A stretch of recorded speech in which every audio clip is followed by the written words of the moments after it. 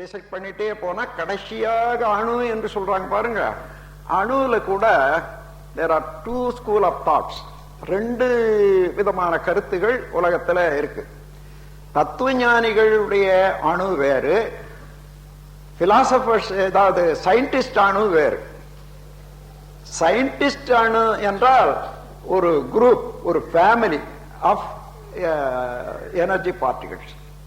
அந்த நுண்ணிய அணுக்கள் நாம் சொல்றோமே, அதனுடைய பல அணுக்கள் கூடி ஒரு கூட்டாக இயங்கக்கூடிய 2 அணு 4 அணு 16 அணு இப்படி ஒவ்வொன்றுக்கும் அந்த நம்பர், அட்டாமிக் நம்பர் கொடுத்து அதை வச்சிருக்காங்களே, அதுதான் விஞ்ஞானிகள் சொல்லக்கூடிய அணு.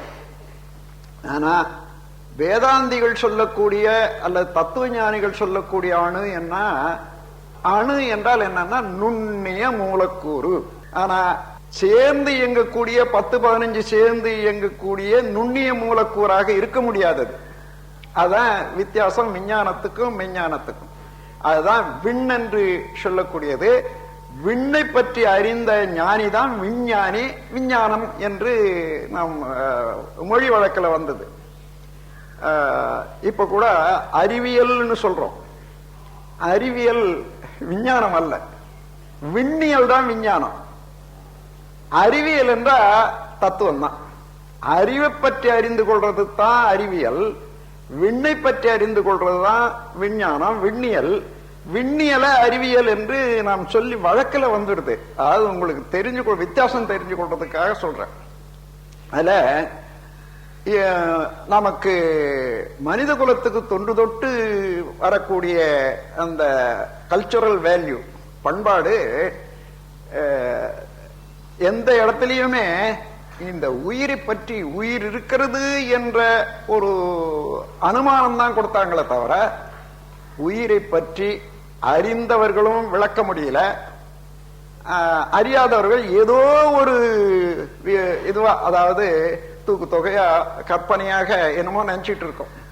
என்ன உயிர் என்பது ஏதோ ஒரு சொரக்காய் போல ஒரு உருவம் உடையது, அணுக்களால் ஆனது, அது அப்படியே எடுக்கலாம் போடலாம் என்ற அளவுல தான் ஓடும், ஓடி வரும் என்றெல்லாம் இருக்கு. அப்படி இல்லை. நுண்ணிய பரமாணு அது ஏன் உயிர் என்றுன்னா, இருப்பு நிலையாக இருந்ததிலிருந்து அசைவு நிலையாக இருந்ததுனால மெய் அசைந்தது உயிர். இதுதான் இலக்கணம். மெய் எது?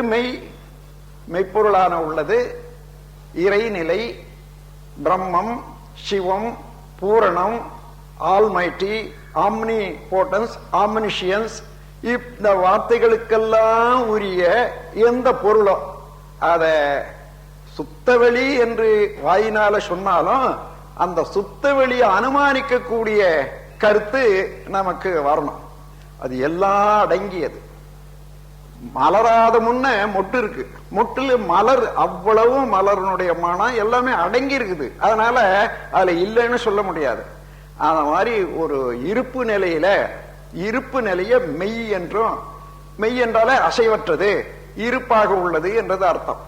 அந்த மெய் அசைந்தால் அதான் உயிர். அதேதான் நம்ம தமிழ் நூல்ல கூட, இலக்கணத்துல கூட மெய் எழுத்து என்றால் அசையாத எழுத்து. இது அசையாது. அதுல உயிர் சேர்ந்தால் அசையுது. ஆ, இ, உ என்ற வார்த்தைகள் சேர்ற போது அது அசையுது. அதனால மெய் உயிர். இந்த மெய்யோட உயிர் சேர்ந்த போது எழுத்துல உயிர் மெய் எழுத்து. அதுதான் இந்த காங்க சாஞ்சா இதெல்லாம் உயிர் மெய் எழுத்தாக பார்க்கணும். அதே போலதான் உயிர் மெய் எழுத்து தான் உலகம். உயிரை, அதாவது மெய்யாக இருப்பது பிரம்மம், உயிராக இருப்பது சக்தி, விண். அந்த விண்ணனுடைய கூட்டுல தான் எல்லாமே இயங்கி கொண்டு வர்றது என்பதுல இந்த பஞ்சபூத தீரிய கொண்டு வந்தாங்க. ஆனாலும் ஒன்று, இந்த காலம் ஒரு சிறந்த காலம்தான். பெரிய குழப்பம் மனித குலத்துல எப்பவுமே நீங்க பார்த்தீங்கன்னா ஒரு நல்ல ஒரு தெளிவும் ஒரு புதுமையும் ஏற்படணும்னா ஒரு குழப்பம் வந்துதான், அந்த குழப்பத்திலிருந்து தான் வர்றத பார்க்கலாம். அது இயற்கை இயல்பா என்னன்னு பாத்தீங்கன்னா இல்லை, அந்த குழப்பத்துலதான் என்ன செய்வது என்றது ஒருமிக்க மனதை இணைத்து அழுத்தி மனிதன் சிந்திக்கக்கூடிய ஒரு ஆர்வம் உண்டாகுது. குழப்பம் வந்த போதுதான் சிந்தனையை உயர்த்துது. அதனால் இல்லைன்னா மிதந்துகிட்டே போறான், பழக்கத்திலையும் அல்லது புலன் இன்பத்திலையும் மிதந்துகிட்டே போறான். அதுல குழப்பம் தீராது, குழப்பம் ஜாஸ்தியா தான் ஆகும். அதனால இயற்கையாக தானாகவே குழப்பங்கள் வந்து இவ அலைச்சலே குழப்பங்களை ஏற்படுத்திடுது. அந்த குழப்பத்தின் மிகுதியில என்ன செய்வது இனிமே என்ற ஒரு எண்ணம் வர்ற போதுதான் அங்கதான் இயற்கை தன் அறிவிலையும் தன் செயலையும் ஒரு மனிதனல்ல ஒரு புதுமையான விளக்கமாகவும் புதுமையான செயலார்வமாகவும் தோன்றி அவர்களை எல்லாம் நாம் வந்து இப்போ சரித்திர புருஷர்களாக நாம் கொண்டாடுறோம். ஆகவே இந்த வார்த்தைக்கு அர்த்தம் என்னன்னா, இந்த காந்தம் என்ற சக்தியை தெரிந்து கொள்ளணும். தமிழ்நாட்டில் இந்த காந்தத்தை வர்ணிக்கணும்னு தமிழ் புலவர்கள் எடுத்தாங்க. ஆனா ஒரு கதையாக்கி அந்த கதையை காட்டி விட்டாங்களே தவிர ஆனா அந்த உண்மையை உணர முடியாததான் இருக்கு. காந்தன் என்ற ஒன்றுக்கு, காந்தம் என்றால் அழுத்தம், ஒளி, ஒலி, சுவை, மனம் 5 வகையில இயங்குவது காந்தத்தினுடைய வெளிப்பாடு. இந்த 5ஐயும், அதாவது 5 அறிவு 1 6, இந்த 6 தத்துவத்தையும் சேர்த்து கூறுவதுதான் காந்தம். அத காந்த புராணம்னுட்டு ஒண்ணு நம்ம தமிழ்நாட்டில் இருக்கு. அது கார்த்திகேயன் 6 முக கடவுள்னு வச்சாங்க. 6 முகம் என்று சொன்னா சக்தி சிவம் என்ற சிவமாக இருந்த பூரணா சக்தியாக மிளர்ந்து அந்த சக்தியினுடைய அலையில எழுந்த ஒரு ஆற்றல் சிவத்தோட கலந்து அர்த்தநாரி என்று சொல்லக்கூடிய ஒரு சக்தியாகி அதிலே இருந்து பிறந்தது காந்தம். அப்போ அந்த காந்தம் 6 முகம் உடையது. அழுத்தத்தினால அணுக்கள் கூடுவது, பிரிவது. அதாவது மேல்புற அழுத்தத்துக்கு உட்படும் போது கூடுவது, அது உட்புற அழுத்தத்தினால உண்டாகிற போது அது விரியுது. அப்ப விரிதல் கூடுதல் தான் அணுக்கள் கூடி இன்னைக்கு காற்றாக, நெருப்பாக, நீராக, நிலமாக இவ்வளவையும் அதே எது காந்தமாக மாறியதோ அந்த காந்தத்திலே இருப்பு நிலை ஒண்ணு, இயக்க அலை ஒண்ணு இருக்கு. அந்த இருப்பு நிலை உணர்கிறது. இருப்பு நிலை தான் பிரம்மம், சிவம், பூர்ணம். அதுதான் இந்த அலையாக உள்ள எல்லா பொருளையும் நிலையாக இருக்கக்கூடிய இருப்பு தான் உணர்கிறது. அதனால அதுவே மனமாக விரிவு பெற்று இவ்வளவையும் அழுத்தம், ஒளி, ஒலி, சுவை, மனம் இவைகள் எல்லாம் உணர்ந்து கொள்கிறது என்பதை வள்ளுவ பெருமான் சுவை, ஒளி, ஊறு, ஓசை, நாற்றம் என்ற 5இன் வகைதறிவான் கட்டே உலகுன்னு முடிச்சார தவிர அவரால் அங்கு விளக்க முடியாதது. அதாவது இந்த பஞ்ச தன்மாத்திரை விளக்கத்தை நேரடியாக குரு மூலமா தான் விளக்கணும்ன்றத முதல் கவியில சொல்லியிருக்காங்க. அந்த முதல் கவி என்னங்க, அகர முதல் எழுத்தெல்லாம் ஆதிபகவன் முதற்றே உலகுன்னு சொல்லிட்டாரு இல்லையா. எல்லாம் வல்ல ஒரு முழு முதற் பொருள்ல இருந்து தான் உலகம் தோன்றியது என்றத அங்க கொடுத்துட்டாரு. அதுக்கப்புறம் இத வந்து அறவாழி அந்தணன் தாழ் சேர்ந்தார் கல்லால் பிறாழி நீந்தல் அரிது. அதாவது கர்ம வினைப்பயனாகவே எடுத்து வரக்கூடிய இந்த சரீரம் மனிதனுக்கு அது அறவாழி அந்தணன், அறக்கடவுளா, அறத்தையே இயல்பாக உடைய அந்தணன் என்றால் குரு. அந்தணன் என்ற வார்த்தையே குருவைத்தான் குறிக்கும். அதாவது ஆசிரியர், ஞானாசிரியர். அந்தணன் என்ற வார்த்தை வச்சு இன்னொரு இடத்துல அதுக்கு விளக்கம் கொடுத்திருக்காரு. அதை பார்க்கணும் நீங்க. அந்தணன் என்போன் அறவோன் மற்ற எவ்வு இருக்கும் செந்தன்மை பூண்டுழுகலால் அதுங்கதான் அந்தணன் என்றதுக்கு அர்த்தம் அங்க நமக்கு வந்துட்டு இருக்குது. அதை வச்சு நீங்க பாத்தீங்கன்னா, அறவாழி அந்தணன் தாழ் சேர்ந்தார்கல்ல, ஒரு குருவை அடைந்தால ஒழிய இந்த உண்மையை நீ உணர்ந்து கொள்ள முடியாது. அதுனா பிற ஆழின்னு சொல்றாங்க பாருங்க, அற ஆழி, அறத்தையே கடலாக அறக்கடலான ஒரு குருவை சேர்ந்தால் அன்றி பிற ஆழின்னா அறத்துக்கு பிற என்ன, அதாவது பவச்செயல் பழி செயல் இதுல இருந்து நீ நீங்க முடியாது என்று சொல்றாரு. ஆகவே அந்த முறையில அந்த உண்மையை உணர்ந்து கொள்ளக்கூடிய காலம், இந்த காலத்தை ஏற்படுத்தி வச்ச இந்த குழப்பங்கள், இவைகளெல்லாம் சிந்தித்து பார்க்கும்போது இது சரியான காலம். அந்த உண்மை எல்லாருக்கும் வெளிப்பட வேண்டிய காலம். அது காந்தம் என்ற ஒரே ஒரு சக்தியை, ஒரு பொருளை உணர்ந்து கொண்டால் இறைவனை உணர்ந்து கொள்ளலாம், மனிதனை உணர்ந்து கொள்ளலாம், பிரபஞ்சத்தை உணர்ந்து கொள்ளலாம், ஆக்கமும் அழிவும் உணர்ந்து கொள்ளலாம். எல்லாமே அதற்குள்ளாகவே அடங்கி இருக்கிறது. அப்ப காந்தம் என்பது என்ன? இறைநிலையாக உள்ள இருப்பும் அலை பொருளாக உள்ள அலை, அதாவது சக்தியும், இந்த இரண்டு சேர்ந்த காந்தம். இறைநிலை என்பது சுத்த வெளி எங்கு நிறைந்திருக்கிறது. அதனுடைய துண்டுபட்ட வேகம், விரைவு சக்தியாக இருக்கிறது, விண்ணாக இருக்கிறது. அதுதான் மூலக்கூறு. அது தற்றுழல்னால, அதாவது எல்லா புறமும் அந்த சிவநிலையை அழுத்தி கொண்டு இருப்பதனால ஒவ்வொரு அணுவும் தற்றுழல், தானே வேகமாக சுழல வேண்டிய ஒரு இயல்பு ஏற்பட்டு போச்சு. இல்லையானா அதுக்கு எங்க இருந்து சக்தி வரும்? தொடர்ந்து இயங்குவதற்கு அதை சுத்தி இருக்கக்கூடிய பிரம்மம், எல்லாம் வல்ல முழு முதற் பொருள் அழுத்தி கொண்டே இருப்பதனால அது தற்றுழலாக மாறி, அந்த தற்றுழல்ல இருந்து வரக்கூடிய அலை இருக்குதே, எங்க போகும்? இப்போ அது இருப்பு நிலையில தான் சேரணும், சுத்தி இருக்கக்கூடிய வெளியில தான் சேரணும். அப்படி சேர்ற போது வெளி என்பது இருப்பு நிலை, ஸ்டாட்டிக் ஸ்டேட் என்று ஆங்கிலத்தில் சொல்லக்கூடியது. ஸ்டாட்டிக் ஸ்டேட்டும் இப்போ டைனமிக் போர்ஸும் இரண்டும் சேர்ந்து அலைக்கு டைனமிக் போர்ஸ்ன்னு சொல்றோம். இந்த இரண்டு சேர்ந்த மேக்னட்டிசம், வேற ஒண்ணு இல்லை. இந்த விஞ்ஞான காலத்துல இதை உணர்ந்து கொள்றதுக்கு சாதாரண சின்ன பிள்ளைக்கு கூட தெரியும், எல்லாரும் தெரிஞ்சு கொள்ளலாம். அதாவது இருப்பு நிலையாக உள்ளது சுத்த வெளி. அந்த வெளியில இருந்து ஒரு துண்டுபட்ட, அதாவது உள்ளடங்கி இருந்த ஆற்றலால அதிலேயே ஒரு சிறு துண்டு இயங்க ஆரம்பிக்கிற போது ஒரு சுழற்சியாக ஆரம்பிச்சது.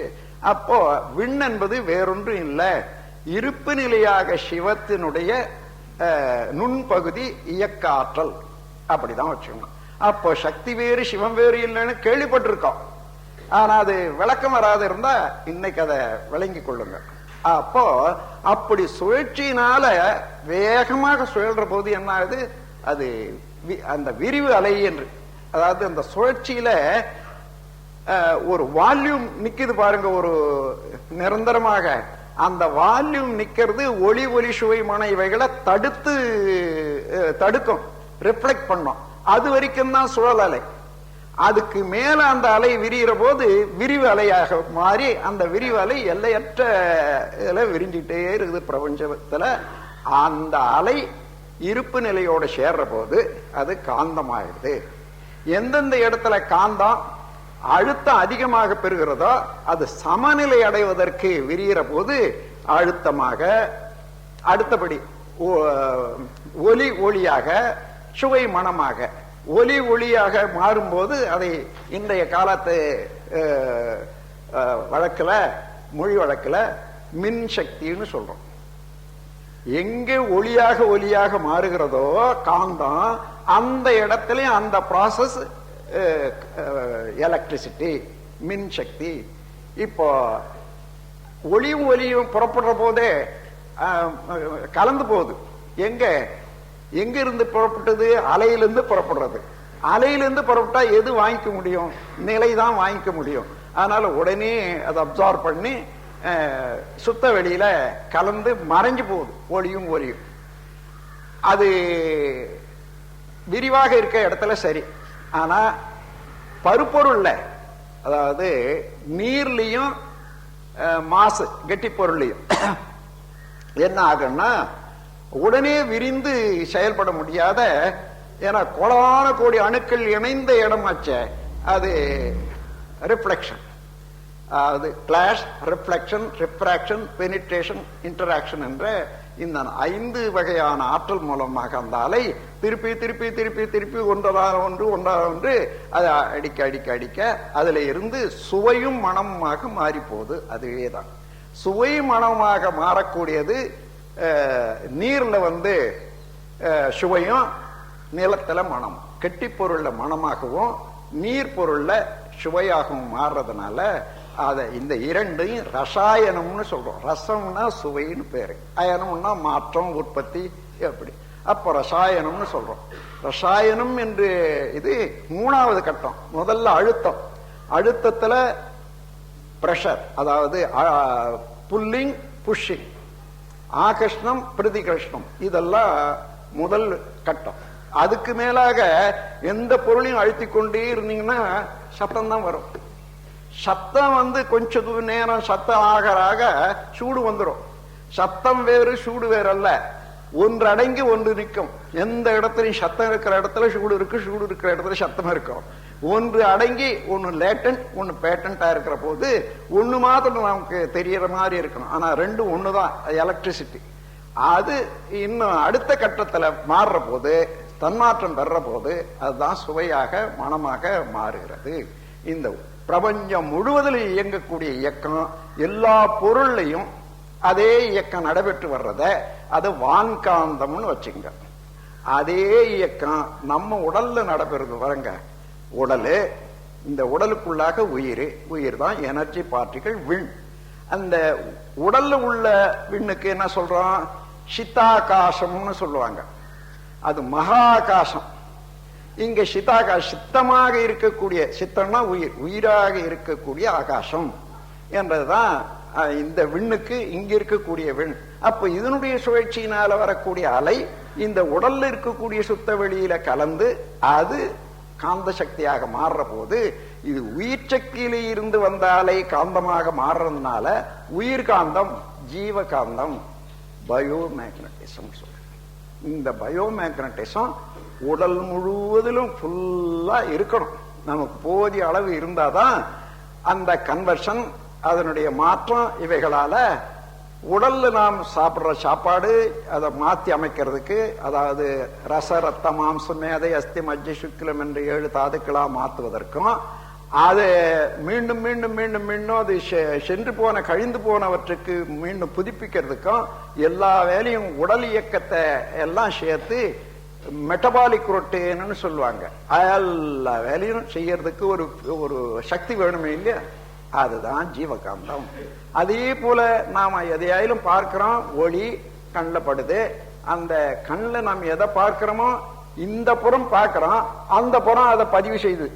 எப்படி இந்த போட்டோகிராஃபில கேமராவில ஒரு படம் எடுத்தா அந்த பக்கம் அது திருப்பி கண்ணாடியில எடுக்கிறது, இந்த நெகட்டிவ்ல அப்படியே பிரிண்ட் ஆயிடுது.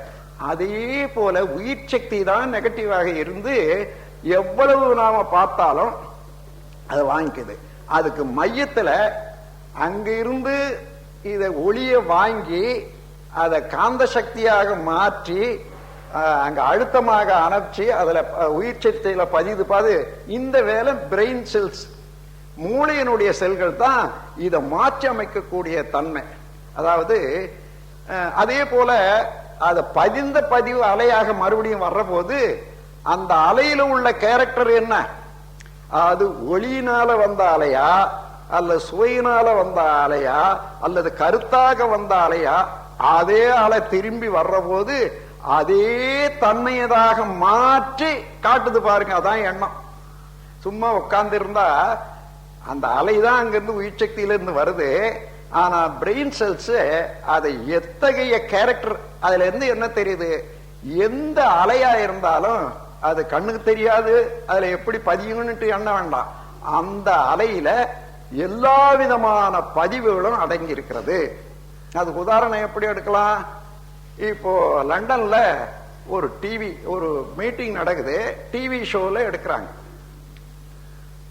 அங்க கலர் இருக்குது, உருவம் இருக்குது, பேச்சு இருக்குது, எல்லாம் இருக்குது. ஆனா எடுத்துட்ட பிறகு அங்க இருந்து ஒரு குறிப்பிட்ட வேவ் லெங்த் வச்சு அனுப்புற போது இங்க இந்தியாவில் ஒரு 1000 டிவி பெட்டி இருக்கு. எல்லா பெட்டியிலையும் அந்த கலரு, அந்த உருவம் எல்லாம் இருக்குது இல்லையா? ஆனா அங்க அனுப்புற இடத்துக்கு இங்க வந்து சேர்ந்த இடத்துக்கு மத்தியில என்ன இருக்குது சொல்லுங்க பார்க்கலாம். அலைதான் பிரபஞ்ச காந்த அலை என்னட்டு ஏற்கனவே நிரம்பி இருக்கக்கூடியது. அதாவது விண்ணுடைய சுழனால ஏற்பட்டது இருப்பு நிலையாக உள்ள சுத்த வெளியில காந்தமாக இருக்கிறது. வான்காந்தம் நிறைய இருக்கிறது. அந்த வான்காந்தம் என்ற டேங்க் தான் நம்ம பிரபஞ்சமே. அதுல எந்த மூலையில எது தொட்டாலும் அதே இயக்கத்துக்கு ரெஸ்பாண்ட் பண்றதுக்கு எந்த பொருளுக்கும் அணு முதல் கொண்டு அண்டையீராக எல்லா பொருளுக்கும் ரிஃப்ளெக்ஷன் இருக்கு. அந்த மாதிரி கருத்துல தான் அங்க கொடுக்கிறது அந்த அலையாகத்தான் வருது.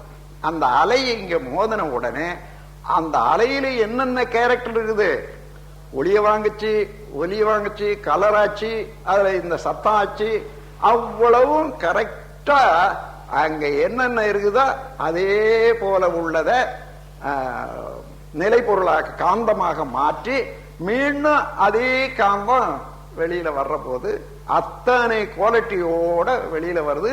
அதை பார்க்கிற போதுதான் எப்படி நாம நினைவுல அலை மூலமாகவே நினைவுல ஒரு காட்சி என்னைக்கோ பார்த்த காட்சிய அப்படியே பார்க்கிறோமே. எப்படி பார்க்கிறோம்?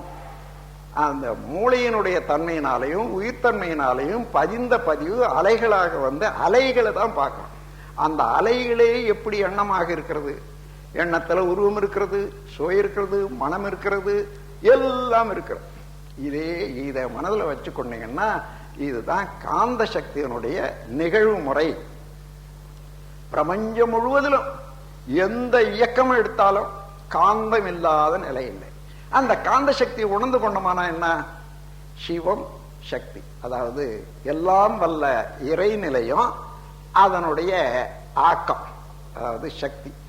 இந்த இரண்டு சேர்ந்த அதுதான் காந்தம். அது இல்லாத பொருள் இல்லை, இல்லாத இடம் இல்லை. இப்ப நான் கையை தட்டுறேன். இந்த அணுக்களுடைய சேர்வு வந்த உடனே அந்த காந்தம் அழுத்தம் ஒரு அளவுல வர்ற போது தானாகவே அது எலக்ட்ரிசிட்டியா மாறி சத்தமாக பரிணாமம், அதாவது பிசிக்கல் டிரான்ஸ்பார்மேஷன் என்று சொல்றோம். அதுதான் பஞ்ச தன்மாத்திரைகள் சொல்றோம். அழுத்தமோ ஒளியோ ஒலியோ சுவையோ மனமோ இவைகளெல்லாம் அப்படியே, அதாவது எப்படி வாங்கிச்சோ அதே போல வரும். வாங்கின பிறகு வைக்கிற இடம் காந்தம், திருப்பி வந்த போது அதுவே ஒளி ஒலி சுவை மனம் இவைகளாக மாறும். இது பிரபஞ்சம் முழுவதிலும் நடந்துட்டு வருது. இன்னும் ஒரு வெளிப்புறமாக உள்ளத ஓமானம் காட்டி அதுக்கப்புறம் உள்ளுக்கு வர்றேன். இந்த உலகில கோடிக்கணக்கான தாவரங்கள் உள்ளன. இந்த தாவரங்கள்ல ஒரு 100 தொட்டியை வச்சு 100 விதமான வித்தியாசமான விரைகளை போடுறோம். மாங்காய், புளியங்காய், எள்ளு, கொள்ளு, கடுகு, இப்படி வச்சுங்க. அவ்வளவும் போட்ட மண்ணு ஒண்ணு, ஊத்துற தண்ணி ஒண்ணு, காயிற சூரியனும் ஒண்ணு, அடிக்கிற காத்தும் ஒண்ணுதான். ஆனா அந்த முளை விட்டு வெளியே வரும்போது அது அதனுடைய தாய் என் தன்மை உடையதோ அதே மாதிரியாக முளை விட்டு, முளையில எடுத்து கசிக்க மோந்து பார்த்தீங்கன்னா அவ்வளவு தெரியாது நமக்கு, புலனால உணரக்கூடிய அளவு. இன்னும் வளர வளர வளர அந்த ஒரு இலையை கிள்ளி போட்டா ஓஹோ இது மாயலை என்ன சொல்றோம். இப்ப இதற்குள்ளாக அதுக்கு சுவையும் வந்துடுது, மனமும் வந்துடுது. அதுக்கு மேல வளர வளர பாருங்க, அந்தந்த நிலை வரும்போது அந்த மாவின் தன்மையாகவே வளர்ச்சி அடைகிறதுக்கு எங்க இருந்து அது அணுவும், அந்த அணுக்கூட்டமாக உள்ள மாலிகூல் பேரணுவும், அந்த பேரணுக்கள் சேர்ந்த கிறிஸ்டலைசேஷன், அதாவது ஒரு வடிவமைப்பு. வடிவமைப்புன்னு சொன்னா அணுக்களுக்கெல்லாம் ஒரு வடிவமைக்க இல்லைன்னா ஒன்னோட ஒண்ணு சேர முடியாது. உதாரணமா ஒரு 4 பழம் வச்சு ஒன்னா வைக்கிறீங்க, 1 2 3 மேல 1 வைக்கிறீங்க, அதான் வடிவமைப்பு. 4 இருந்தா இப்படி இருந்தாதான் நிக்கும். அதே போல 5 இருந்தா எப்படி 4 வச்சு மத்தியில 1, 6 இருந்தா எப்படி. அதே போல அந்த அணுக்கள் கூட்டத்திலேயே கூட இயக்கத்துல அந்த வடிவம் அங்கங்க அமைஞ்சு போறதுதான் அந்த கிறிஸ்டலைசேஷன் சொல்லுவாங்க. அந்த மாதிரி அமைந்ததுனால அதே கிறிஸ்டல் தான் இன்னொன்னோட இணைகிற போது ஒத்து நெருங்கி இயங்குற போது மாஸ் ஏற்படுறதுக்கு, அதாவது உருவம் ஏற்படுறதுக்கு வழியாகிறது. அதை வச்சுட்டீங்கன்னா இந்த இங்க நிலத்துல இருந்து என்ன வருது, தண்ணியை தான் இழுக்குது.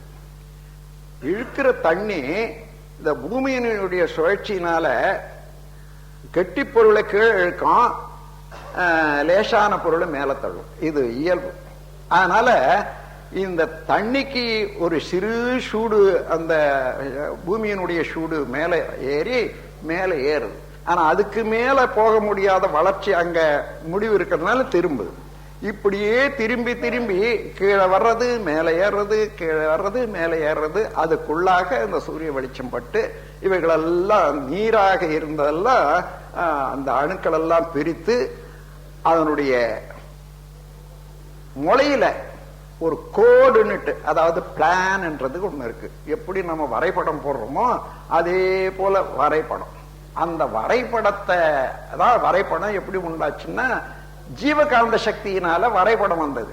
அந்த ஜீவகாந்த சக்தி பிரபஞ்சம் முழுவதும் இதே போல மாங்காய் எத்தனையோ செடி வந்து அதனுடைய அலையெல்லாம் சேர்ந்து இருக்குது பாருங்க பிரபஞ்ச காந்த சக்தியில. இப்ப இதற்கு வேண்டியதை மாத்திரம் அதை இழுத்து கொள்ளக்கூடிய ஆற்றல் இந்த ஜீவகாந்த சக்திக்கு உண்டு. அப்படி இழுக்கிற போது மாங்காய்க்கு வேண்டியது மாங்காய் எடுத்துக்குது, தேங்காய்க்கு வேண்டியது தேங்காய் எடுத்துக்குது, கடுகுக்கு வேண்டியதை கடுகு எடுக்குது. அதைத்தான் நான் அடிக்கடி சொல்லி வரேன், fraction demands totality supplies.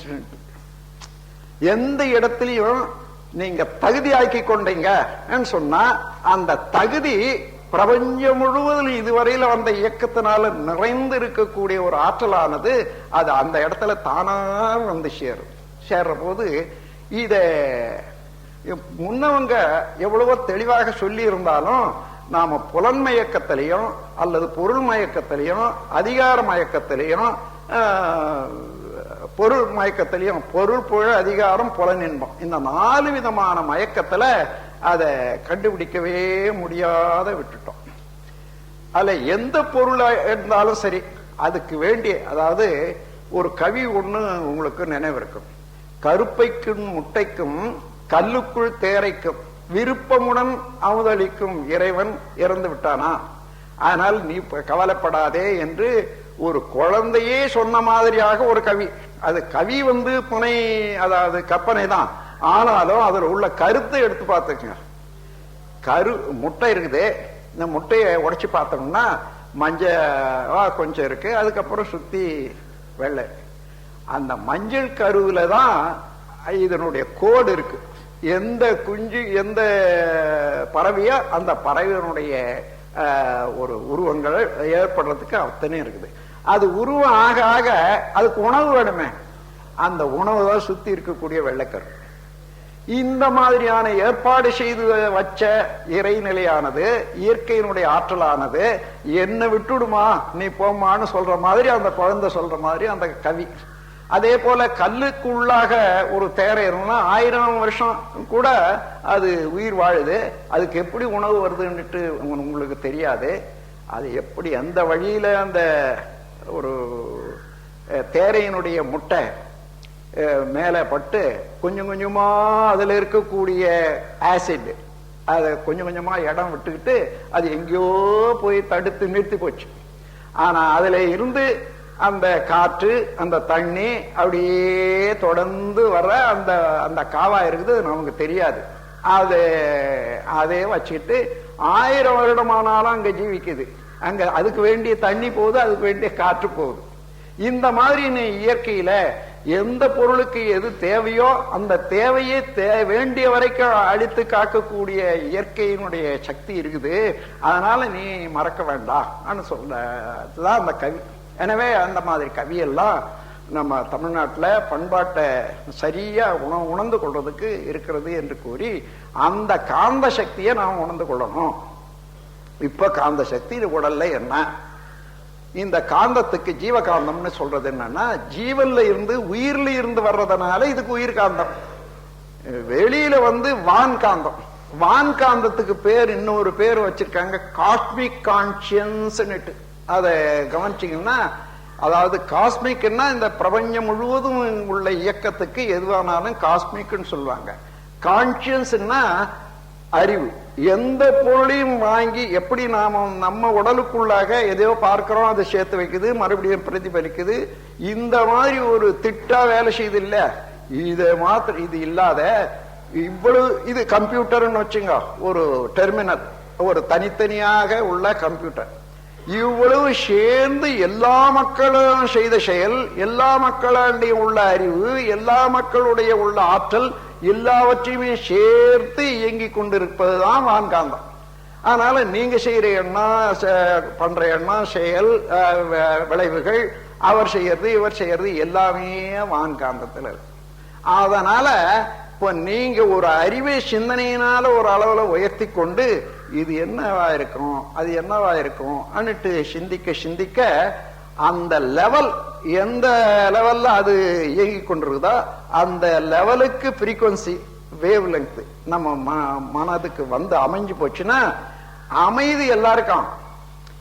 அமையறதுக்கு அந்த கருத்தை வாங்கறதுக்குள்ள இன்னொரு நிலை வந்துடும். ஏன்னா நம்ம பழகல, நிலைச்சு பழகாதனால அது டிஸ்டர்ப் ஆகிடும். அதனால எல்லாருக்கும் அந்த உள்ளுணர்வு சக்தி இருக்குது, பிரபஞ்சத்தினுடைய ரகசியத்தை வாங்குற ஆற்றல் இருக்குது. ஆனா அது நிலைக்காததுனால அது ஒரு அப்படி நுழையிற போது அதுக்குள்ள இன்னொன்றாக மாறுது பாருங்க, அதனால விட்டு போகுது. அதனால இப்ப நாம தவம் செய்யறோம், நுனி நின்று நின்று நின்று நின்று பழக பழக பழக பழக நிலைக்கும் ஆற்றல் வந்தா தொடர்ந்து அறியும் சக்தியும் கூட வருது.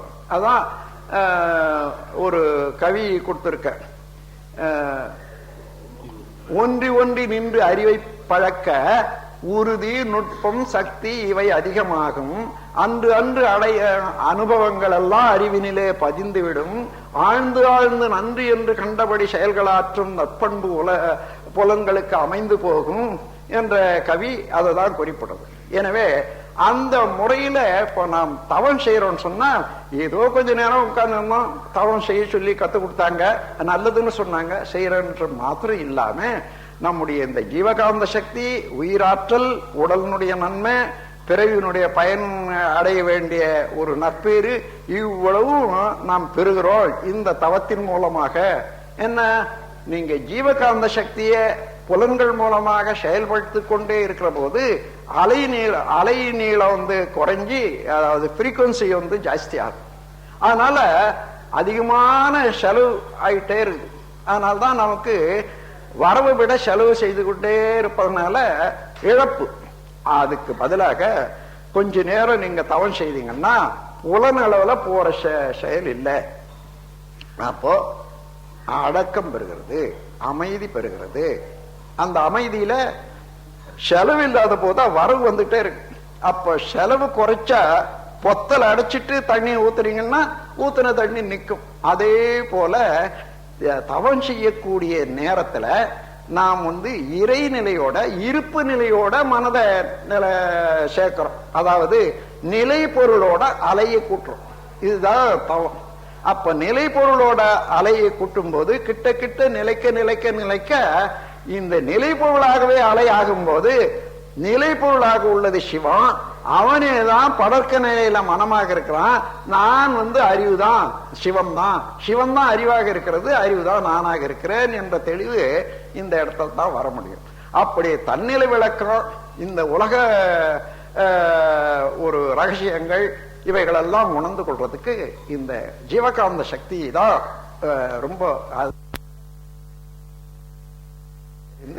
அந்த ஜீவகாந்த ஆற்றல்ல எல்லா ஜீவன்களுடைய ஆற்றலையும் அடக்கி கொண்டு பிரபஞ்ச ஆற்றலோடு கலந்து எல்லா ரகசியங்களும் உணரத்தக்க ஆற்றல் ஆறாவது அறிவுக்கு இருப்பதனால மனிதன் இந்த ஜீவகாந்த சக்தியை பற்றி தெரிந்து கொண்டு அதை எப்படி ஆற்று வெள்ளத்தை அணையாக கட்டி கால்வா போட்டு அதை பயன்படுத்தி எப்படி நன்மை அடைகிறோமோ அதே போல நம்முடைய ஜீவகாந்த சக்தியை ஒழுக்கத்தாலும் அளவு முறையாலும் அதுக்கு பெருமை உணர்ந்து அதை சேமித்து நல்ல முறையில பயன்படுத்துவதற்குத்தான் இந்த ஜீவகாந்த பெருக்கமும் ஜீவகாந்தத்தை உபயோகிக்கக்கூடிய தன்மையும் இப்பொழுது நாம பெறோம்.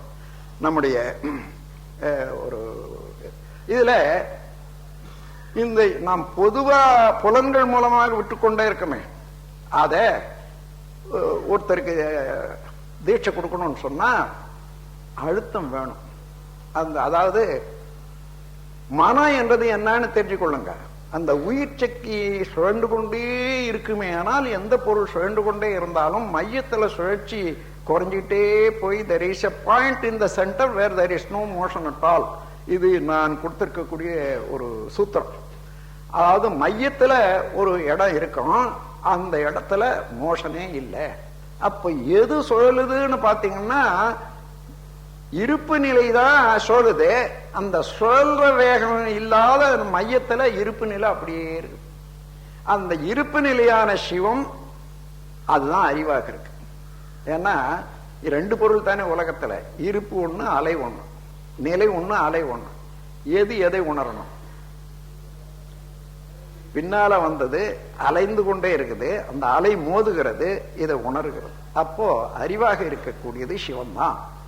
அதனால அதே மைய புள்ளி அறிவு காந்த ஆற்றல் மூலமாக உடல் முழுவதும் இருக்கக்கூடிய காந்த ஆற்றல் மூலமாக விரிவடைந்து எந்த இடத்துல என்னென்ன நிகழ்ச்சிகள் உண்டோ, அதாவது உணர்ச்சி என்பதே காந்த சக்தி ஐயுணர்வாக, அதாவது 5 தன்மாத்திரையாக மாறிக்கொண்டே இருக்கக்கூடிய ப்ராசஸ் தான் உணர்தல். அது சமமாக இருக்கிற போது அமைதியாகவும், ஊக்குவிக்க போது இன்பமாகவும், அது ஊக்குவித்தது அதிகமாக புலன்களையோ அல்லது உடல் இயக்கத்தையோ கெடுக்கிற அளவுக்கு வர்ற போது துன்பமாகவும் மாறுகிறது. அப்போ உணர்ச்சி என்பது 4 வகை: துன்பம், இன்பம், அமைதி, பேரின்பம்.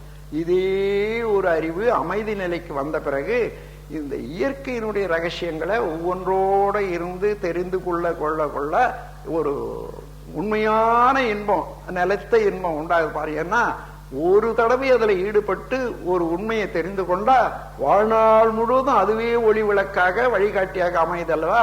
அதனால பேரின்பம் என்று சொல்லக்கூடிய நிலை அந்த 4வது நிலை. இந்த 4ம் ஜீவகாந்த சக்தியினுடைய பெருக்கத்தினாலையும் அதை உபயோகித்து பழகிக் கொள்ளக்கூடிய பழக்கத்தினாலேயும் உண்டாகும் என்று கூறி, நாம் புலன்களுடைய இயக்கத்துல அடக்கம் பெற்று கொள்வது ஒன்று.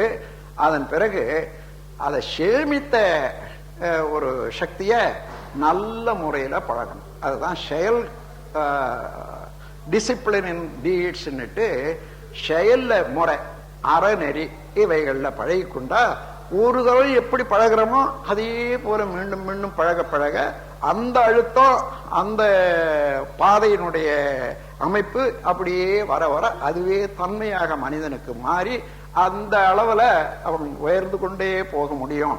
ஆகவேதான் ஆன்மீகத்துறையில நல்லதே எண்ணுதல், நல்லதே செய்தல், நல்லதே பேசுதல், உண்மை உணர்தல் என்பதெல்லாம் அவசியமாக இருக்கிறது. இப்போ இந்த சக்தியை நாம் பெருக்கிக் கொள்றதுக்கு, பெருக்கிக் கொள்ளாத போனா பிறருக்கு அளிக்க முடியாது.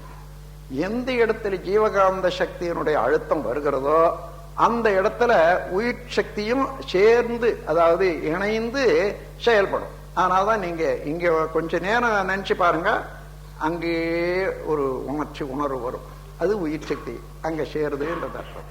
அதனால நாம் இந்த இடத்த மற்ற இடங்கள்ல எல்லாம் அது மாதிரி அதிகமாக சேர்ந்தா மின்சக்தி மின்குறுக்கு உண்டாகும். மின்குறுக்கு உண்டாகாத இடங்கள் எதுவோ அதான் எண்டோக்ரைன் கிளாண்ட்ஸ். ஏன்னா அங்க விந்து சக்தியினுடைய ஆற்றலை போல அதே போன்று ஒரு திரவம் உற்பத்தி ஆகி அந்த மின்சக்தியாக மாறாத ஓரளவுக்கு பாதுகாக்கக்கூடியது. அதுக்கு மேல போனா எல்லா இடத்துலயும் ஷார்ட் சர்க்யூட் வரும். அந்த ஷார்ட் சர்க்யூட் வராத இடமாக இருந்து ஒவ்வொரு சென்டராக எடுத்துட்டு போய் அப்புறம் இங்க வைக்கிறோம். முதல்ல இங்கே வச்சுட்டு அதுக்கப்புறம் இங்க எல்லாம் பழகினா தொந்தரவு இல்லை. அப்படி இல்லை, இங்க ஒவ்வொரு இதுவா கீழ் பக்கத்துல உள்ள எண்டோக்ரைன் கிளாண்ட்ல வைக்கிற போது அங்கிருந்து ஏற முடியாத தேக்கம் அங்க ஷார்ட் சர்க்யூட் வரும். ரொம்ப பேர் அவஸ்தைப்படுறாங்க பாருங்க. அதான் அதை விட நேரடியாக இங்க வந்துட்ட பிறகு அதுக்கப்புறம் பைபாஸ் இது. அதன் பிறகு மீண்டும் நாம மற்ற எண்டோக்ரைன் கிளாண்ட்ல தவறு செய்யறோம். இந்த ஆதாரம் என்றது வேற ஒண்ணும் இல்லை, எண்டோக்ரைன் கிளாண்ட் தான்றத மனசுல வச்சுங்க. மூலாதாரம், அதாவது செக்ஸ் கிளாண்டு. அதுக்கப்புறம் அதுக்கு கிளாண்ட் இல்லை, இருந்தாலும் சுவாதிஷ்டானம் மணிப்பூரகத்துக்கும் அதுக்கும் மையத்துல வச்சு அதை செய்யற போது இந்த ஸ்பிளீன், லிவர் இவைகளுக்கெல்லாம் கலப்புறது என்றதை சொல்றாங்க. ஆனாலும் நாம் அது நேரடியாக உணர முடியல. இங்க மணிப்பூரகத்துல வந்தா நல்லா உணர்றோம். அதான் அட்ரீனல் கிளாண்டுன்னு பேர் வச்சிருக்காங்க. இங்க தைமஸ் கிளாண்டுன்னு சொல்றது ஹார்ட் சென்டர் என்றது. ஹார்ட் அதாவது இருதயம் அல்ல, அதாவது ஒரு சென்டர் பாயிண்ட். முக்கியமான பொருளுக்கு ஹார்ட்னு ஒரு மொழி வழக்கு, இருதயம்னுட்டு. அதாவது அந்த ஹார்ட் ஆஃப் த சிட்டி சொன்னா அந்த ஒரு நகரத்துக்கு நல்ல மையம், முக்கியமான இடம்ன்றது தான் அது. இந்த ஹார்ட் மேலேயே அதனால தவம் செய்வாங்க. ரொம்ப பேர் கஷ்டப்படுறதை நான் பார்த்துட்டு இருக்கேன். அதுக்கப்புறம் ரிலீஸ் பண்ணேன். இங்க அதாவது தொண்டையிலிருந்து கீழே ஒரு 4 இன்ச்சு தள்ளி கீழே தள்ளி பார்த்தீங்கன்னா அதை தான் தைமஸ் கிளாண்ட் இருப்பு. அதுதான் ஹார்ட் சென்டர். ஏன்னா தைமஸ் கிளாண்ட்ல நீங்க மெடிடேஷன் பண்ற போது இன்ட்யூட்டிவ் நாலேஜ், ஒரு சயின்ஸுடைய சயின்டிபிக் இன்ஃபர்மேஷன்ஸு, இன்ட்யூஷன்ஸு, தைரியம் இவைகளெல்லாம் கொடுக்கக்கூடிய இடமாக இதை கருதுவதனால அதுதான் ஹார்ட் சென்டர்னு சொல்றது. அந்த மாதிரி இப்ப இது இயற்கை எப்படின்னா, கீழே மூலாதாரத்துல உயிர் சக்தி சேர்ந்து அங்க அதிகமான இயக்கத்தை கொண்டு ஜீவகாந்த சக்தி உற்பத்திக்கு அதான் இடமாக இருக்கு. அது உடல் முழுவதும் பரவுறதுக்கு ஒரு காவா வேணுமே, அதான் நரம்பு திட்டம், நர்வஸ் சிஸ்டம். அப்படி வர்ற போது இப்போ ஒரு இடத்துல எலக்ட்ரிசிட்டி உற்பத்தி ஆகுது, அது போய் சேர்றதுக்கு ஒரு 100 மைல் இருக்குதுன்னு சொன்னா அதுக்குள்ள தொங்கி போகும். எவ்வளவு வேகம் வந்தாலும் இங்க கொடுக்கறதுக்கு அங்க கொடுக்கறதுக்கும் தொங்கி போகும். அப்படி தொங்காத, தோய்வில்லாத அந்த இடத்துல சேமித்து மீண்டும் ஒரே சீராக ஓட செய்வதற்கு டிரான்ஸ்பார்ம்னு ஒண்ணு வைக்கிறோம் பாருங்க எலக்ட்ரிசிட்டியில. அதே போல இறைவன் கொடுத்த டிரான்ஸ்பார்ம் தான் எண்டோக்ரைன் கிளாண்ட்ஸ். அது ஒவ்வொரு இடத்துலையும் நிறுத்தி நிறுத்தி நிறுத்தி அது கெட்டு போகாத அளவுக்கு இது வரையில கொண்டு பிச்சுட்டரி பினியல் வரைக்கும் கொண்டு சேர்த்து அதுல இருந்து உடல் முழுவதும் பரவ செய்யக்கூடிய ஒரு ஏற்பாடு உடல்ல நடந்துகிட்டு இருக்குது. இப்ப இதை தெரிந்து கொண்டு இப்ப இத முக்கியமாக நாம் புலன்களுடைய ஒரு இயக்கத்தை ஒரு ஒழுங்குபடுத்திக்கணும். புலன் இன்பம் வேண்டான்றதில்லை, எல்லாம் அனுபவிக்கலாம். சுவையை அனுபவிக்கலாம்,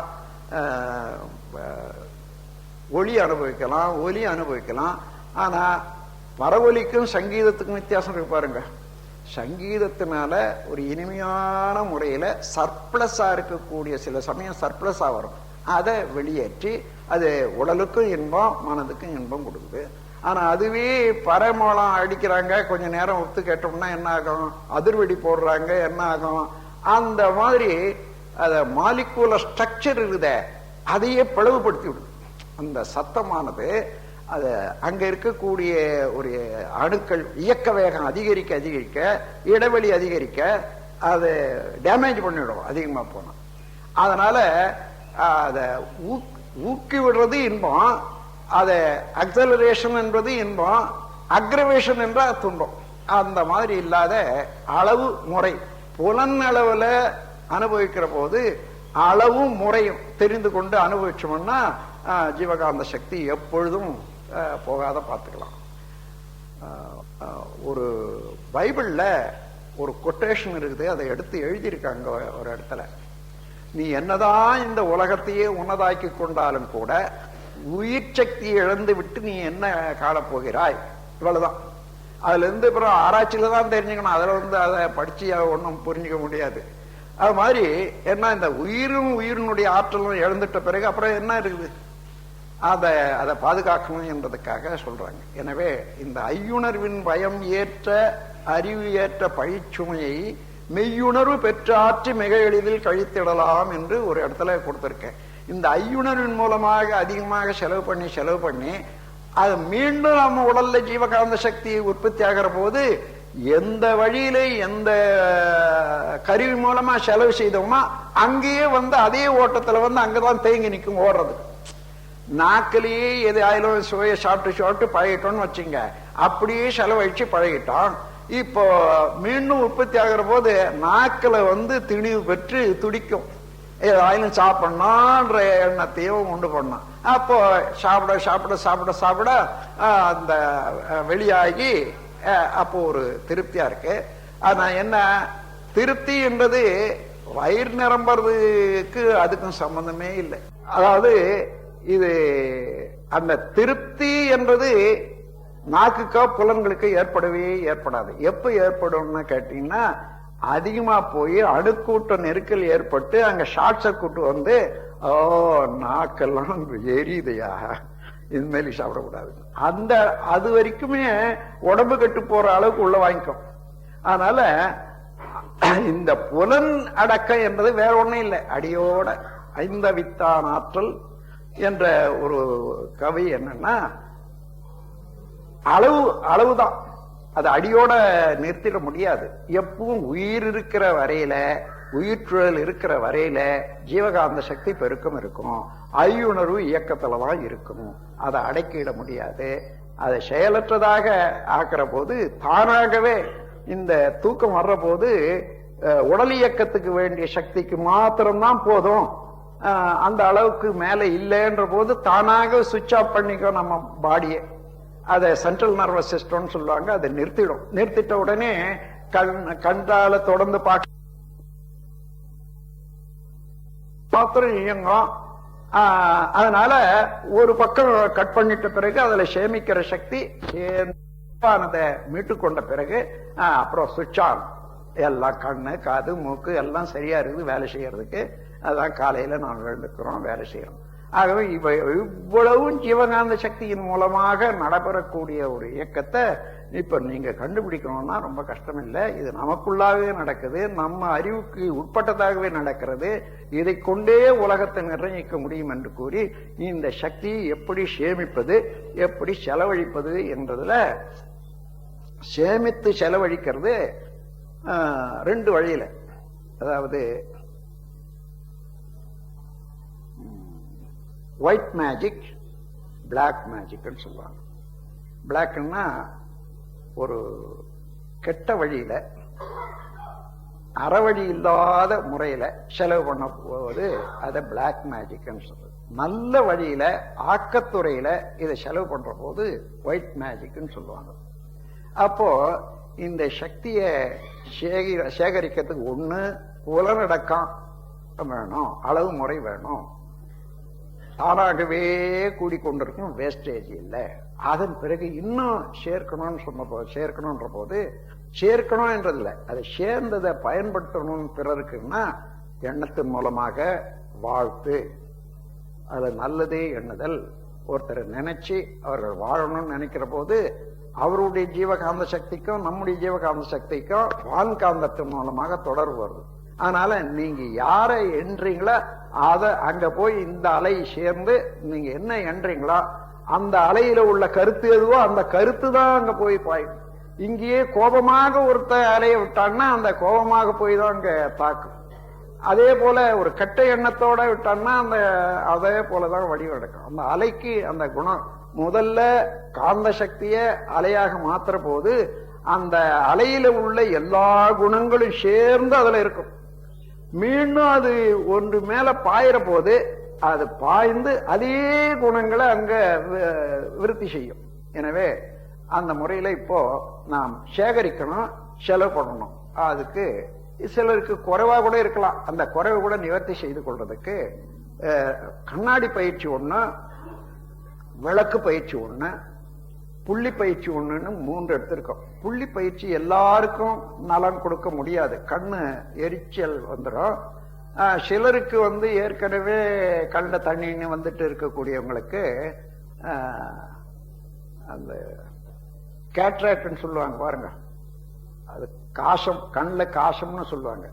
வெள்ளை புள்ளியா அந்த அடைச்சிடும், நம்ம பார்வை அடைச்சிடும், அதுக்கு கேட்ராக்ட்னு சொல்லுவாங்க. அது ஃபார்ம் ஆகும். அதனால அது நல்லதல்ல. சூரியனை நேரடியாக பார்க்கறது, கரும்புள்ளியை அதிகமாக பார்த்து கொண்டே இருப்பது, அதனால கண்ணுக்கு கெடுதல் உண்டாகும், அது கேட்ராக்ட் உண்டாகும்.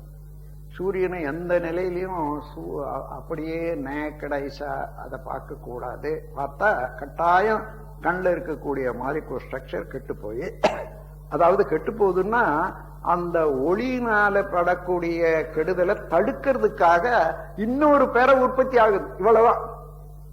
அந்த உற்பத்தி ஆகிற பிறையே உங்களுக்கு கேட்ராக்டா ஒரு மேல ஒரு படர்ந்து வருது. ஆகவே அந்த 2 வழியும் நான் அதிகமாக அனுமதிக்கிறது இல்லை. ஆனா விளக்கு, கண்ணாடி, இந்த விளக்கும் கண்ணாடியும் தான் நாம் அது வள்ளல் பிரான் கூட பயிற்சி செய்ததாக சொல்றாங்க. அத விளக்கு பார்த்து கண்ணாடி பார்த்துட்டு இருந்தாரு இல்லையா, விளக்கத்தான் அவர் பூஜை பண்ணாருன்னு சொல்லிட்டு அது ஒளியை தான் காண்பிக்கிறது என்ற கருத்துல இன்னைக்கு ஒளிதான் அவர் பூஜை பண்ணிட்டு வந்திருக்காரு அப்படின்ட்டு வள்ளலார் இதெல்லாம் ஒளிய பூஜை பண்றதுன்னு வச்சுட்டாங்க. ஆனா ஒளின்றதுக்கு அவர் சொல்றது சோதின்றது ஒளின்றதுக்கும் அறிவுக்குத்தான் விளக்கு, எல்லாவற்றையும் விளக்குவதனால அறிவுக்கு விளக்கு என்று பெயர். விளக்கு என்ற விளக்குகிறது, விளங்க வைக்கிறது எது? அறிவு. அதனாலதான் அந்த அறிவானது 5 வழியாக விளக்குகிறது என்ற போதுதான் இந்த குத்து விளக்குல கூட 5 விதமான 5 இதை வச்சு ஒரு திரி போட்டு வைக்கிறது. கேரளாவில் ஐயப்பன்னு சொல்றாங்க.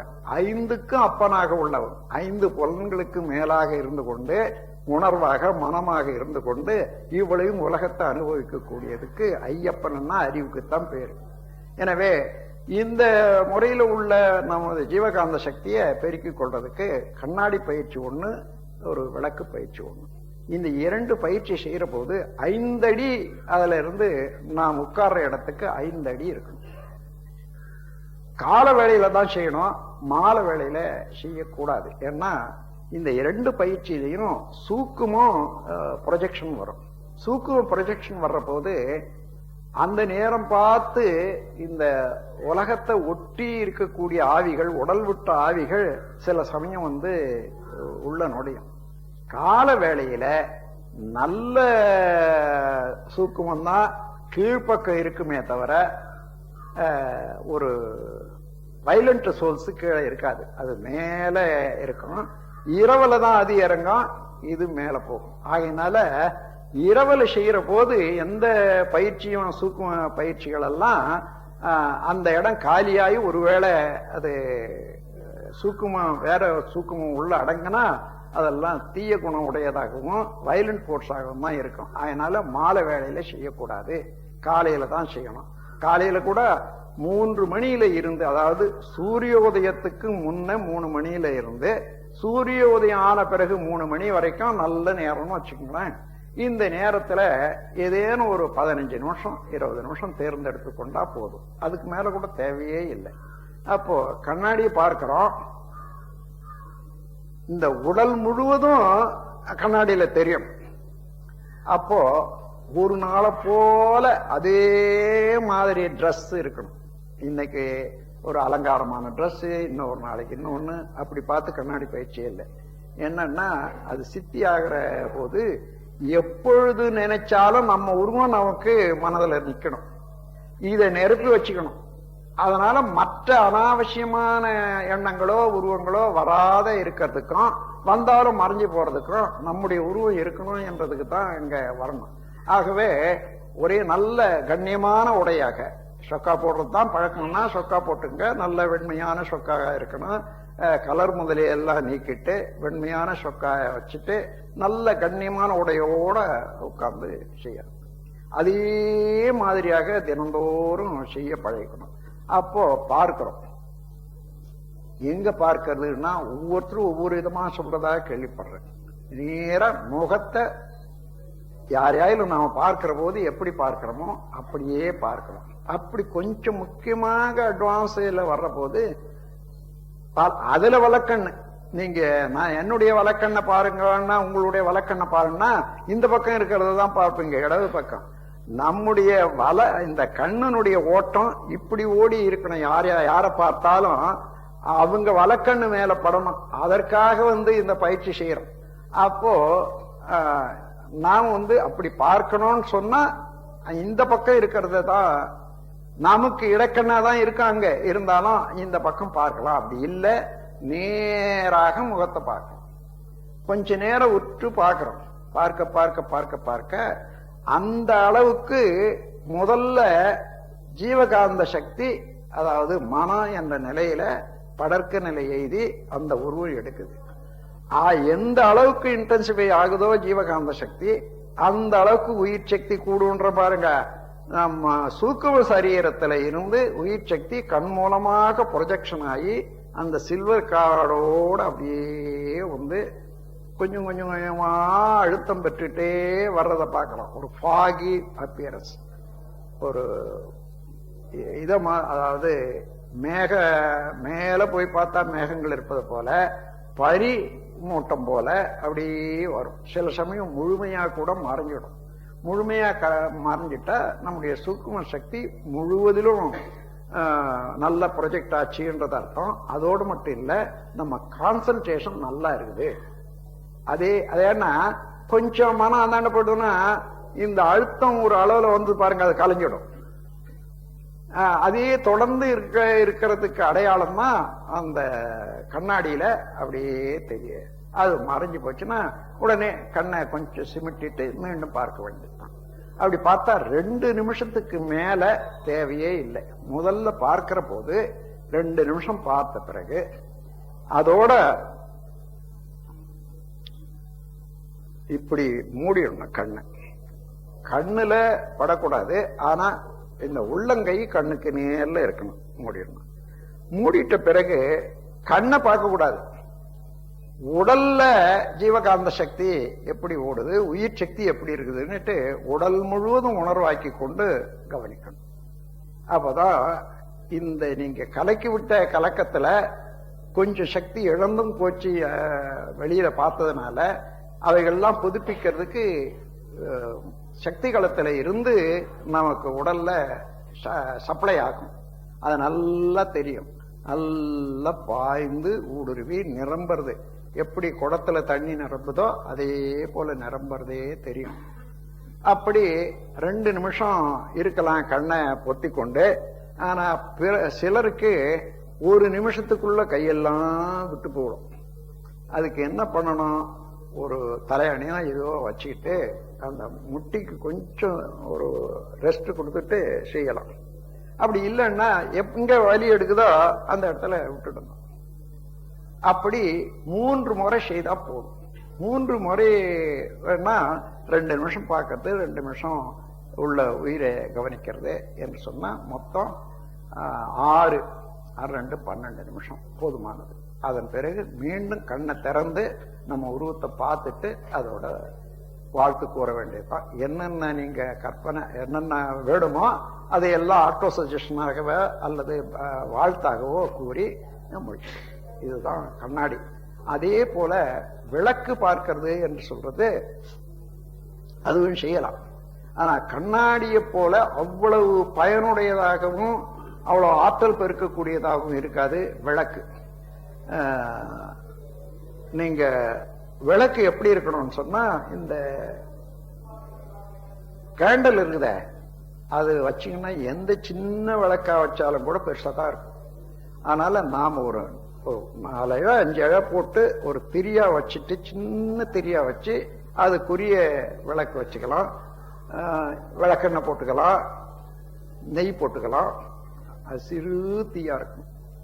அது ஆறாத அசையாத இருக்கிறதுக்கு காற்று ரொம்ப வேகம் இல்லாத இடமா பார்த்து வச்சுட்டு, அல்லது அந்த விளக்கு வரைக்கும் ஒரு கவசம் அப்படி போட்டு நாம நேரடியா விளக்கு பார்க்கணும். அந்த அளவை வச்சுட்டு அதே 5 அடி உயரத்துல அது நீளத்துல உட்கார்ந்து அதை பார்க்கணும் கொஞ்ச நேரம். சிமிட்டாத இருக்க பார்க்கணும். ஆனா எரிச்சல் இருந்ததுன்னா சிமிட்டிக்கலாம். அதனால ஒரு ஸ்டேர் பண்ணி நாம கண்ணுக்கு சிரமம் கொடுக்கக்கூடாது. அப்புறம் சிமிட்டி கொள்ளணும். கண்ணை மூடிக்கொண்டு அதே பயிற்சி தான் பார்க்கணும். இப்படி சேர்க்கக்கூடிய சேர்மானம் ஜீவகாந்த சக்தி அது முடிச்ச பிறகு நீங்க இனிஷியேஷன் கொடுக்கறதுக்கு பழகுறீங்களே, அப்ப நமக்கு கையில இல்லையே வரணும். அதற்காக ஒரு தலையணைய வச்சுக்கொண்டு வலப்புறத்துல இருந்து இடப்புறத்துக்கு வந்து மூடிடுறது. ஏற்கனவே உங்களுக்கு கத்து கொடுத்துருப்பாங்க. இதை கையில சூடு வர்ற வரைக்கும் அந்த இன்டென்சிட்டி அழுத்தம் உணர்வு வர்ற வரைக்கும் பார்த்தீங்கன்னா சரியா. அதை செய்துட்ட பிறகு முடிச்சிடும். அவரை விட்டுடக்கூடாது. அதை கையை கொஞ்சம் அப்படி எடுத்து இங்க வச்சோம்னா இங்க இருந்து திறந்த உடனே ரஷ் ஆகுது பாருங்க. அது இங்க அதே வேகம் உடைய ஜீவகாந்த சக்தி தானே. அதனால சிறுக சிறுக சிறுக நின்றுடும். அதை நிக்க ஒரு நிமிஷம் கூட தேவையில்லை. அரை நிமிஷத்திலேயே நின்றுடும். அதன் பிறகு எடுத்துக்கலாம். இந்த பயிற்சி முறையில ஜீவகாந்த பயிற்சி யார் செய்தாலும் கைய விரித்து கொண்டு இருப்பது என்பதை நிறுத்தணும். ஏன்னா இது இந்த விரல்கள் தான் 5 இடத்துல ஜீவகாந்த சக்தி, 4 இடத்துல ஜீவகாந்த சக்தி ஓட்டமாக ஓடக்கூடிய இடம். 1 கை விரல்கள், 2 உதடு, 3 கண்கள், 4 ஜீவ உறுப்புகள், அதாவது மர்ம உறுப்புகள். இந்த 4 இடமும் அடக்கி வைக்கணும் எப்பொழுதும். அதுல கை இப்படியே தான் இருக்கணும். கண்கள்ல கருத்தோட நம்ம பார்க்கிறோம், இந்த பொருள் என்ன எதுன்னு கருத்தோட உபயோகப்படுத்தணுமே தவிர எப்பொழுதும் இப்ப இந்த சினிமா வந்த பிறகு அல்லது டிவி வந்த பிறகு கண்களை யாருமே ஒரே அளவாக உபயோகப்படுத்துறாங்கன்னு சொல்ல முடியாது. ஒரு சிலர் பார்க்கறதே இல்லை. அவங்க தவிர பார்க்க ஆரம்பிச்சாங்கன்னு சொன்னா அது 5 மணி நேரம் 4 மணி நேரம் கூட ஆகுது. இது எதிர்காலத்துல என்னென்னவோ விளைவுகளை தரத்தக்கதா இருக்குது. ஆனா நல்ல கருத்தாக வாங்கினாலும் பரவாயில்லை. அதுல எந்தெந்த கருத்துக்களையோ போட்டு இப்போ சினிமாவில காண்பிக்கிறாங்க. அதனால கூடுமான வரையில நல்ல நேரத்துல நல்ல கருத்தோட மாத்திரம் அதை உபயோகப்படுத்திட்டு மற்றெல்லாம் தவிர்க்கணும். ஜீவகாந்த சக்தியை நீங்க பெருக்கணும்னு சொன்னா இந்த சினிமா பார்க்கறதுல அதிகமான அதனுடைய வேகமே, ஒளி வேகமே அதிகம். அதனால அந்த அளவுக்கு நம்முடைய சக்தி அதுவும் மாறி மாறி மாறி மாறி மாறி வருது பாருங்க. அந்த இயக்கம் அவ்வளவு நல்லதல்ல. எனவே இந்த மாதிரி செயலையும் ஒழுங்குபடுத்தி கொண்டு இந்த பயிற்சியும் செய்துட்டே வர்ற போது பயிற்சி செய்து முடிஞ்ச உடனே இதே போல 2 நிமிஷம் பார்க்கிறது, 2 நிமிஷம் கண்ணை பொத்திக்கிட்டு இருக்கிறது என்றதை அதையும் செய்யலாம். இது எல்லாத்த விட கண்ணாடி உங்களுக்கு இருக்குமே ஆனால் 27 இன்ச்சு உயரம், 15 இன்ச்சு அகலம், இதுதான் மினிமம். அது இருந்தாதான் அந்த 5 அடி கப்பால நீங்க உட்கார்ற போது முழுமையாக பார்க்க முடியும். தூய்மையான உடையோட அந்த மாதிரி அந்த கண்ணாடி பயிற்சி செய்தா எந்த இடத்துல போனாலும் சரி, நம்ம தாண்டி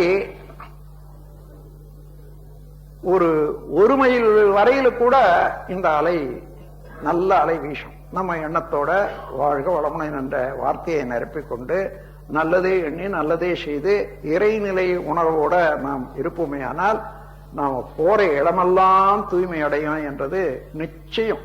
ஏன்னா அந்த அலைக்கு அத்தனை குணங்கள் உண்டு. எந்த அலை எந்த இடத்துல இருந்து புறப்படுகிறதோ அந்த அலைக்கு அத்தனை குணங்களும் அந்த அலையில அடங்கி இருக்கிறது. எந்த இடத்துல அது பாய்கிறதோ அத்தனை நற்குணங்களையும் அதை பிரதிபலிக்கும் அந்த இடத்துல. ஆகவே நல்லாரை காண்பதும் நன்றே, நல்லா சொற்கேட்பதும் நன்றே, நல்லார் குணங்கள் உரைப்பதும் நன்றே, அவரோடு இணங்கி இருப்பதும் நன்றே என்ற வார்த்தையெல்லாம் இந்த நல்லவர்கள் அந்த இடத்துல போற போது இந்த கோயிலுக்கெல்லாம் கூட விக்கிரக வழிபாட்டுக்காக போயிட்டு இருக்கிறோம்னு வச்சுங்க. ஆனா விக்கிரக வழிபாடு ஏதோ ஒரு குறைவுபட்டது என்று நினைக்க வேணாம். பக்தி மார்க்கத்துல சிறு குழந்தைகளுக்கும் வயது வர்ற வரைக்கும் உண்மை மெய்யுணர்வு பெறும் வரையில மனதுக்கு ஒரு மனதை வணங்கித்தான், அறிவை வணங்கித்தானே ஆகணும். சிவத்தை கண்டு வணங்குறது அறிவு வணங்குறது தான். அந்த அறிவு வணங்குறது எப்படி வணங்குறது தெரியாது. அதனால பெரியவங்க இப்படி ஒரு ஏற்பாடு பண்ணாங்க. ஏதேனும் ஒரு பொருளை பார்த்து அதுக்கு ஒரு மகத்துவம், ஒரு பெருமையை தந்து, புனிதத்தன்மையை தந்து, மனத்தினால உருவத்தாலையும் அழகாக இருக்கணும். அந்த உருவத்தில் உள்ள குண கதைகள் இருக்கு பாருங்க. இத அந்த உருவத்தை தியானம் பண்ணா அதை அடைஞ்சான், இதை அடைஞ்சான், இதை அடைஞ்சான்னு கதைகள் இருக்கு. அதனால அது ஷேப் அண்ட் இமேஜ் இந்த மாதிரி எடுக்கிற போது இங்க அறிவால தான் வடிவம் எடுக்கிறீங்க, அறிவால தான் எண்ணங்களை கொள்றீங்க, அந்த அறிவுக்குத்தான் பயிற்சி கொடுக்குறீங்க, அறிவைத்தான் வணங்குறீங்க. தெரிஞ்சோ தெரியாமலோ அறிவை தான் வணங்குறோம். யார் எந்த முறையில கடவுளை நினைச்சாலும் சரி, அவன் அறிவைத்தான் விரித்து வணங்குறானே தவிர அதுக்கு அப்பால இன்னொன்று வணங்கலே என்பதை தெரிந்து கொண்டா எந்த வணக்கமும் யார் எந்த முறையில செய்யக்கூடிய வணக்கம் தவறில்லை என்ற இடத்துல வந்துட்டா இந்த மதபேதம் கூட வராது. ஏன்னா அந்த உண்மை உணர்ந்து கொண்டா அகண்டாகாரமா வணங்குறான், அவன் மனதை விரித்து அகண்டாகாரமாக்கி வணங்குறான், ஒரு எல்லை உடையதாக வணங்குறான். இதுல மனிதனுக்கு 7 சம்பத்துக்கள் உண்டு என்றதை தேவை என்றதை கண்டுபிடிச்சவங்க உருவமைப்பு, குணம், அறிவின் உயர்வு, கீர்த்தி, உடல் வலிவு, சுகம், செல்வம், இந்த 7 சம்பத்துக்கள் இருந்தாதான் வாழ்க்கை வெற்றி பெறும் என்றதை உணர்ந்தவர்கள். இந்த 7 சம்பத்துல 1-2 குறைஞ்சி இருந்தா அதை கூட்டிக் கொள்றதுக்காக வேண்டி அறிவுக்கு அந்த மாதிரி வடிவம், அதாவது பலகீனமா இருக்கிறான், நல்ல ஒரு குண்டோதர மாதிரி நல்ல ஒரு வலிவான ஒரு உருவத்தை வச்சு அப்படியே வழிபட்டுக்கிட்டே வர வர வர அதே எண்ணம், அதே உருவம், அதே செயல் ஆக ஆக ஆக அவனுக்கு உண்மையாகவே வலி வந்துடும். அதே போல அறிவு குறைவா இருக்குது. அந்த அறிவு கொடுக்கறதுக்கு உரிய கடவுளாக இப்ப நம்ம நாட்டுல ஏற்படுத்தி வச்சது சரஸ்வதின்னு வச்சுங்க. அது சரஸ்வதியை வழிபட்டு கம்பர் வழிபட்டாரு, அவர் வழிபட்டாரு, அவ்வளவு நன்மை அடைஞ்சாங்க என்ற எண்ணமும் இருக்குது. அந்த உருவமும் அழகா இருக்குது. அதனால அதை வழிபடுவதனால அது அறிவுக்கு அந்த மாதிரி வடிவம் எடுக்கிறதுனால தவறு இல்லை, அது வழிபடுறது தவறு இல்லை. ஆனாலும் உண்மை உணர்ந்துட்ட பிறகு அறிவை விரித்து வணங்குவது யாகம், அறிவை ஒடுக்கி வணங்குவது யோகம். யாகத்துல சடங்குகள் அதிகம், செலவு அதிகம், வேஸ்ட் அதிகம். அதாவது 10 போட்டீங்கன்னா 1 கிடைக்கிறது குறைவு. ஆனா யோகத்துல எவ்வளவு நேரம் நின்றாலும் அவ்வளவும் பயனாகும். அதனால யோக நிலையில வந்தா எந்த அறிவை நாம் இதுவரைக்கும் விரித்து வணங்கணுமோ அதே அளவுல ஒடுக்கி இன்னதுதான் அறிவாக இருக்கிறது. அந்த அறிவு உயிர்ல அடங்கி மையத்தில் இருக்குது. அது படர்க்க நிலையில ஜீவகாந்த சக்தியினால படர்க்க நிலையை எய்தி மனமாக இயங்குகிறது. அதனால அந்த மனதை அறிவோட இணைக்கிறேன், அலையை நிலை பொருளாக ஆக்கிறேன் என்ற போது இப்பொழுது உண்மை உணர்வுக்கு போறோம். அதனால அந்த நிலை வர்ற வரைக்கும் அறிவை பத்தி வணங்குறதுக்கு வேற நல்ல வழி வேணுமே இல்லையோ.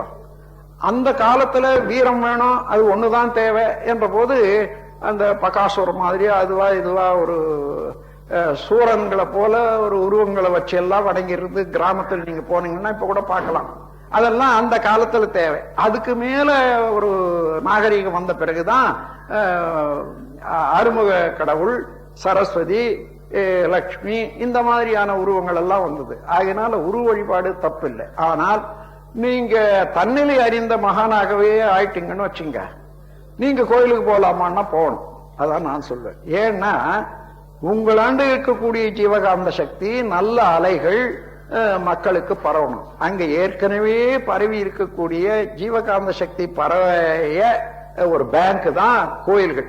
அந்த இடத்துல போய் இந்த கோயிலுக்கு வரக்கூடிய அத்தனை பேரும் நன்மை அடையணும் என்ற எண்ணத்தோட ஒரு 3 சுத்து சுத்திட்டு வந்தா, அதாவது இருப்பு உள்ளவன் பேங்க்ல டெபாசிட் பண்றான், இல்லாதவன் கடன் வாங்கிக்கிறான், அல்லது அதுல அதனுடைய நன்மை அடையலாம். அது போல இருப்பு உள்ளவர்கள் சப்ளை பண்ணி தான் ஆகணும். அதற்காக நீங்க பாத்தீங்கன்னா பெரிய பெரிய மகான்கள் எல்லாம் கூட கோயில்களை சுத்தி வந்தாங்கன்னா இப்ப பாடல் பெற்ற ஸ்தலம்னு சொல்றோம். அவர்களெல்லாம் அந்த நல்ல நோக்கத்தோட இங்க வரக்கூடிய மக்கள் எல்லாம் இந்த பயன் அடையணும் என்றுதான் செய்தாங்க. ஆகவே எந்த இடத்துலயும் எந்த செயல்லையும் பக்தி மார்க்கமானாலும் ஞான மார்க்கமானாலும் வாழ்க்கையானாலும் இன்ப துன்பமானாலும் இந்த ஜீவகாந்த சக்தியும் அதனுடைய ஆற்றலும் தெரிந்து கொண்டீர்களே ஆனால் உலகத்தை உணரலாம், உங்களை உணரலாம், சமுதாயத்தை உணரலாம், செயலினுடைய விளைவு உணரலாம், செயலினுடைய விளைவிலேயே இறைவனை காணலாம் என்று கூறி என்னுடைய உரையை முடிக்கிறேன். வாழ்க வளமுடன்.